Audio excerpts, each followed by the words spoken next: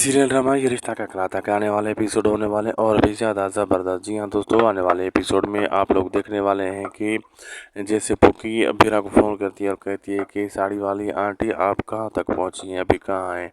तो अबीरा उसे जवाब देती है कि मैं आपके घर के करीब ही हूँ, बस पहुँचने वाली हूँ। जिस गाड़ी में अबीरा होती है, तो जैसे ही वो गाड़ी पुकी के घर के करीब पहुंचती है तो उसे कहती है ब्रेक लगाओ, गाड़ी वाले भैया ब्रेक लगाओ। तो जैसे वो तेज़ ब्रेक लगाता है तो अबीरा नीचे गिर जाती है और उसका सामान भी गिर जाता है। तो अबीरा को वहाँ हाथों पर चोट भी लग जाती है और बहुत काफ़ी चोट लग जाती है। वीडियो अच्छी लगी तो लाइक शेयर सब्सक्राइब करना ना भूलिए। मिलते हैं अगली वीडियो में।